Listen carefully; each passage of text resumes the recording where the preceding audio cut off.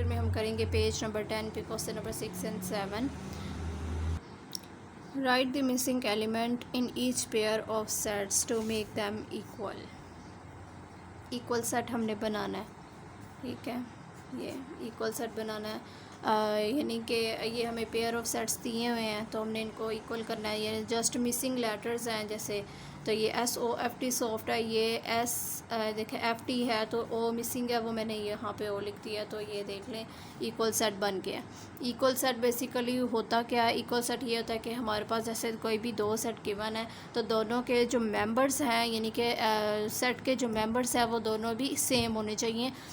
इससे कोई फ़र्क नहीं पड़ता आगे पीछे, जैसे SOFT सॉफ्ट है तो ये TFOS हो तो इससे कोई फ़र्क नहीं पड़ता। लेकिन हाँ, अगर मैं O की जगह S लगा कोई भी और लगा U लगा देती हूँ तो वो गलत हो जाएगा, क्योंकि U जो है वो इसमें नहीं है, ठीक है, या अगर इसमें U है तो वो इसमें भी होना चाहिए, तो ऐसा नहीं है। तो इसलिए इक्वल सेट में क्या है कि जैसे जितने जितने मेंबर्स इसमें हैं उतने ही इसमें होने चाहिए, और साथ में जो जो एलिमेंट्स जैसे जो हैं वो सेम दूसरे में होने चाहिए, ठीक है। तो इसमें भी सॉफ्ट है और इसमें भी सॉफ्ट बन गया, ठीक है। इसी तरह से अगर नेक्स्ट टू पार्ट में देखें AET, ठीक है, तो इसमें हमारे पास T और A भी है और E आ जाएगा। तो अगर हम इस तरह से देखें तो इसमें भी जोन से 3 इसमें है वही सेम 3 इसमें है। इसी तरह ये थर्ड वाला देखें 1 2 3 है तो 1 3 एंड यहाँ पे आ जाएगा 2, ठीक है। तो ये 1 2 3 तो सेम ये भी इक्वल सेट है। ये वाला आप ट्राई कर लें, चलें, ये वैसे है क्या मुश्किल क्या है, O आ जाएगा सिंपल टॉप और ये पोर्ट, ठीक है। नेक्स्ट है क्वेश्चन नंबर 7 पे चलते हैं। Write the missing element to make each pair of sets equivalent.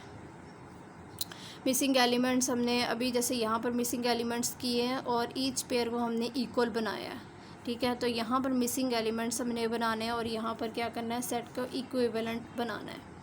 तो इक्वल का भी ये बेसिकली ये वाले जो क्वेश्चन है ये हमें इक्वल सेट के इक्विवेलेंट सेट को जो है ना वो इनकी अंडरस्टैंडिंग के लिए ये हमें पार्ट्स गिवन है कि हम इनको सॉल्व करें तो हमारा इनसे कॉन्सेप्ट क्लियर होगा।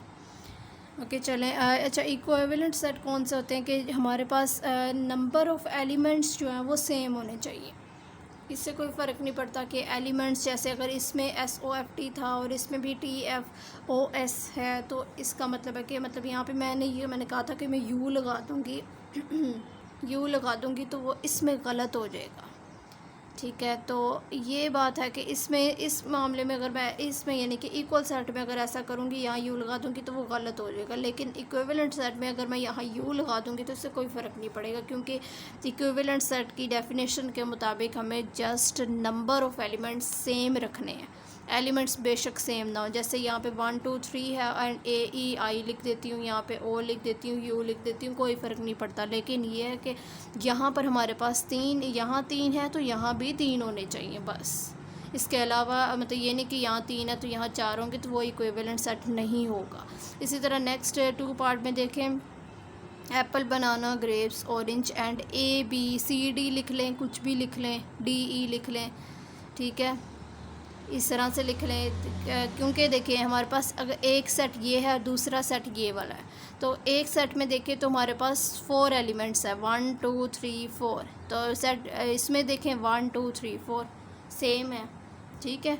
नेक्स्ट में देखें लंदन पेरिस, ठीक है, मॉन्ट्रियल एंड कसूर पेशावर, ठीक है। तो इसमें भी हमारे पास 3 है और इसमें भी हमारे पास 2 है और तीसरा हम लाहौर लिख लें, ठीक है, कोई भी लिख लें, कराची लिख लें, तो इससे कोई फ़र्क नहीं होगा। इसी तरह ये सेम 4 पार्ट है, ये भी आप देख लें, यहाँ पे भी लाहौर फुल फॉर्म में लिख लें आप, तो ये 4 पार्ट ये भी देख लें। इन दोनों को क्वेश्चंस का जो बेसिक था वो ये था कि हमने इक्वल और इक्विवेलेंट में डिफरेंस पता होना चाहिए कि इक्वल में और इक्विवेलेंट में क्या फ़र्क होता है।